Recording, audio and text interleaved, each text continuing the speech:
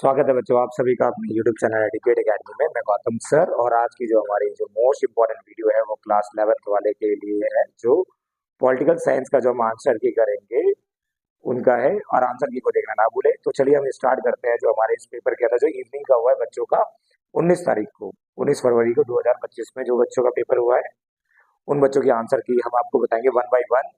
संविधान संविधान का निम्नलिखित में से कौन सा कार्य नहीं है? तो सबसे पहले अगर हम आपको बताएं संविधान का निम्नलिखित में कौन सा काम है, समाज के सदस्यों का न्यूनतम समन्वय विश्वास बनाए रखना, ये तो है। समाज में ले नहीं सकती उस किसके पास होगी, यह भी तय करता है ये। लोगों में असीमित अधिकार देना, नहीं, ये बिल्कुल गलत है।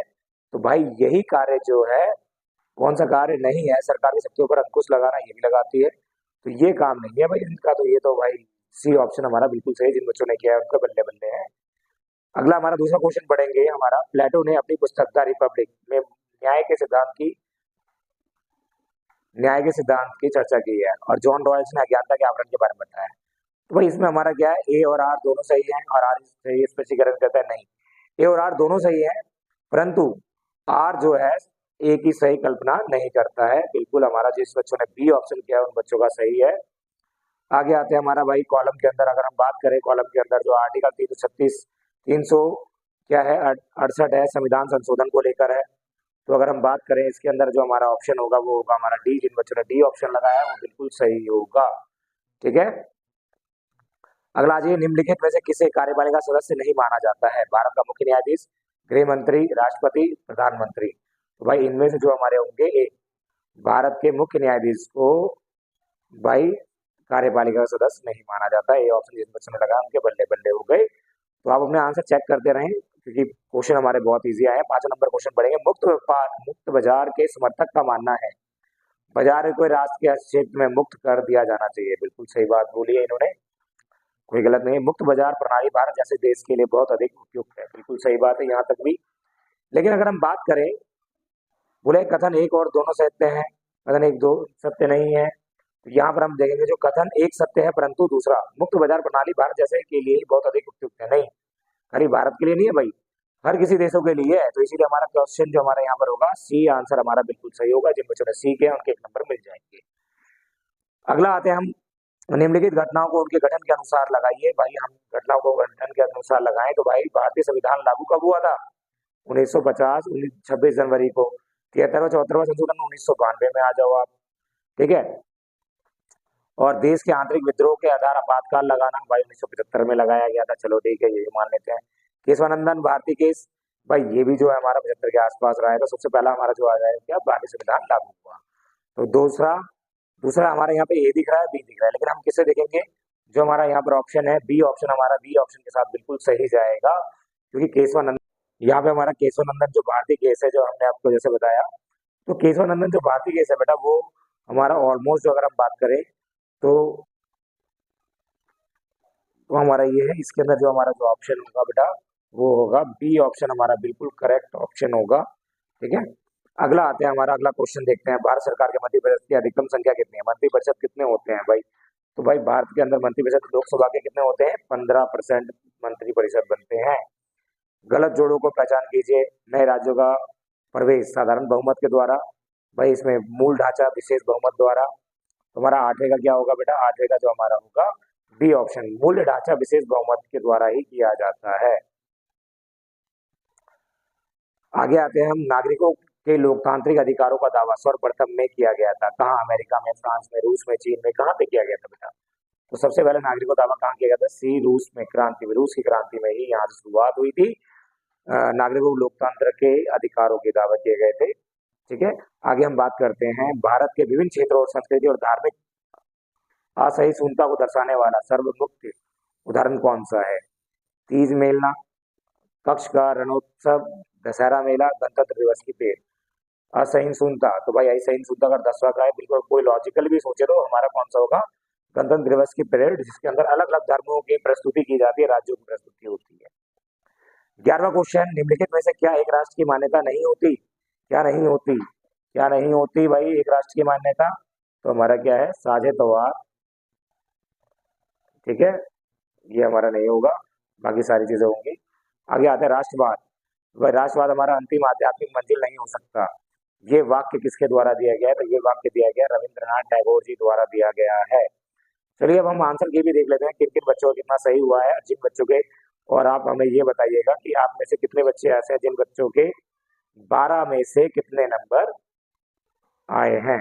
कमेंट सेक्शन में जरूर लिखें आप सभी, ठीक है। और आंसर भी मैं आपको बताता हूँ, हमारा जो यहाँ पे आपको आंसर दिख रहा होगा, और ये रहा हमारा लोगों के अस्मिता अधिकार, हमने बताया था ए बी और ये हमारा सही है।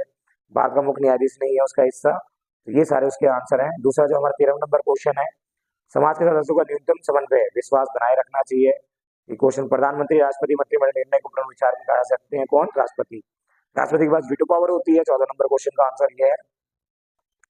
15वें का आंसर लोकतंत्र, समाज, समाजवाद, संघवाद, धर्मनिरपेक्ष। ये सारे नारीवाद एक सामाजिक राजनीतिक आंदोलन है जिसके अंदर नारियों को अधिकारों के लिए समान, सभी को समान अधिकार देने के लिए। वैश्वीकरण को अक्सर राष्ट्र समरूपता के प्रतिवाद से जोड़ा जाता है। अगर हम बात करें सी सेक्शन के अंदर, सी सेक्शन के अंदर हम क्वेश्चन देखें तो क्वेश्चन नंबर सी में हमें क्या दिया गया है, हम वो देख लेते हैं। सी सेक्शन में हमें जो क्वेश्चन दिए गए हैं, लोगों को बुनियादी जरूरतें उपलब्ध ना करा पाना भी उनके साथ न्याय ना करने जैसे बराबर है। कथन को स्पष्ट विश्लेषण समेत बताइए। तो भाई क्या ऐसा सही है? तो भाई क्या बोला गया है? यह अधिकार अन्य अधिकारों को प्रभावित बनाता है। ये सुविधाएं व्यक्ति और समुदाय के लिए अस्थायी और स्वास्थ्य जीवन शैली को सुनिश्चित करने के लिए महत्वपूर्ण है। इन बुनियादी तक पहुंचना समग्र कल्याण, ये सारी चीजें हमारी है। तो आप इसके यहाँ देखें, विकेंद्रीकरण मतलब क्या होता है?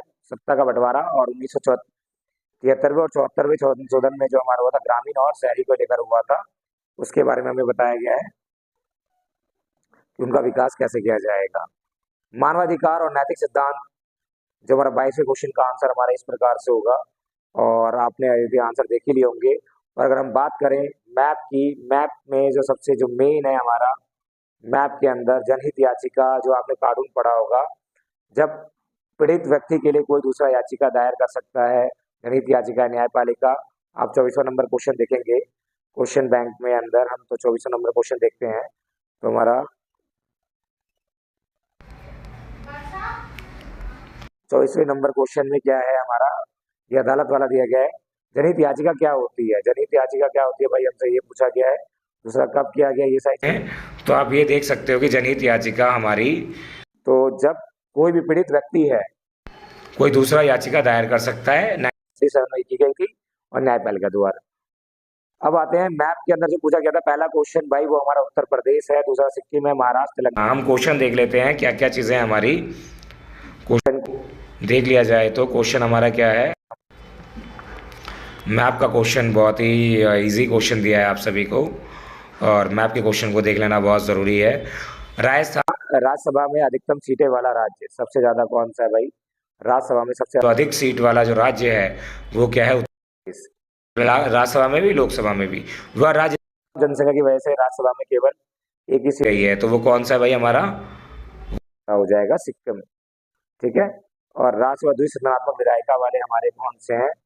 और भारत का सबसे नवीनतम राज्य है, नवीनतम हमने बताया था, नवीनतम ऑप्शन हो। और पैराग्राफ तो आपने कर ही लिए होंगे। और हम बात करते हैं कुछ बड़े क्वेश्चनों की। बड़े क्वेश्चन जो हमारे थे, सांप्रदायिकता और धार्मिक कट्टरवाद में बताना है। सांप्रदायिकता क्या होती है? जहाँ पर एक धर्म दूसरे धर्म लड़ते हैं, ऐसा नहीं होना चाहिए। और अगर हम बात करें नेक्स्ट क्वेश्चन, 29वें नंबर क्वेश्चन और 30वां नंबर क्वेश्चन, पंथ क्या होता है, धर्मनिरपेक्ष क्या होता है, उन सभी के बारे में बताया गया है। और पेपर सभी जितने भी सही हुए हैं आप सभी कमेंट सेक्शन में जरूर लिखें, और ज़्यादा वीडियो देखने के लिए हमारे चैनल को सब्सक्राइब जरूर करें और शेयर लाइक करना ना भूलें। थैंक यू सो मच बच्चों।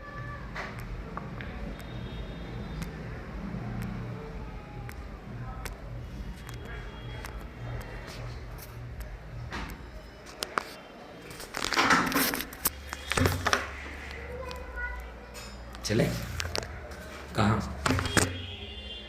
कहाँ चल रहा है? तू तो पढ़ता तो है नहीं, तुझे पता यहीं पे बंद करके चल जाऊँ?